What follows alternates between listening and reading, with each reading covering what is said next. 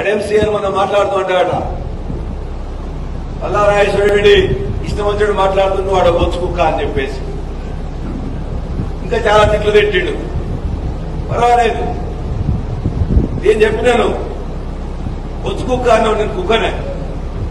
ఈ యొక్క బీఆర్ఎస్ పార్టీకి, బీఆర్ఎస్ పార్టీ నాయకునికి, కేసీఆర్ గారికి నమ్మకంగా విశ్వాసంగా ఉండే కుక్కని నాకేమీ సిగ్గులేదు.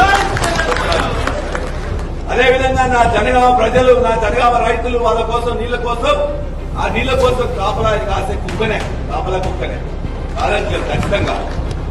నువ్వు ఇలా అనేక వందల ఎకరాలు తీసుకోపోతుంటే మా అటవీ భూమి, దేవునూరు భూమి, మా ముప్పారం భూమి, మా జబ్బర్గట్టు భూమి మొత్తం ఆ ఏరియాలో నువ్వు, నీ అల్లుడు, నీ యొక్క మొత్తం కూడా కుటుంబం మొత్తం దాన్ని దోపిడీ చేస్తూ వందల ఎకరాలు ఇలా ఉంటుంటే దాన్ని కాపాడాలనుకోతుంటే రేసు కుక్కనే ఖచ్చితంగా. నీలాగా గుంటాను అక్కడ మాత్రంగా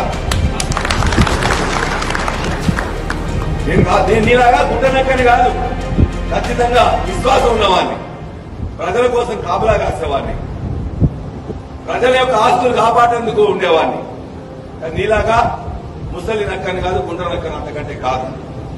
కాబట్టి బరాబరిగా ఏదన్నా ఈ యొక్క గులాబీ జెండా గెలిపిస్తే తల్లి పాలు దాగి రొమ్ము కుద్దిన విధంగా ఇక్కడున్న నాయకులను, కార్యకర్తలు మొత్తం కూడా పొందబెట్టి వారి యొక్క విశ్వాసాలను ఒమ్ము చేసి ఇవాళ మొత్తం కూడా భూములు వెంబడిపడి, అధికారం వెంబడిపడేలాగా నీలాగా ఉండేవాళ్ళం కాదు.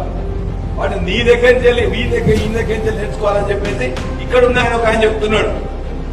అక్కడున్న నియోజకవర్గం నుంచి ఏం నేర్చుకోవాలి? నీళ్ల కోసం, నిజంగా నీళ్ల కోసం పోట్లాడడం కోసం నేను నీ దగ్గర నేర్చుకోవాలి. నీలాగా వచ్చి డ్రామా చేసేటువంటి కాదు, నీలాగా గుంటనక్కని కాదు, పార్టీలు మార్చే ఉత్తరం వెళ్ళిన అసలే కాదు. వాటి బరాబరిగా బీఆర్ఎస్ కేసీఆర్ గారు నాకు నేర్పించింది, మీరు ఇచ్చిన ఆశీర్వాదంతో 5 ఏళ్లు ఏ పార్టీలో గెలిచినా అదే పార్టీలో ఉంటా, అదే మొత్తం ప్రజలకు సేవ చేస్తా, అదే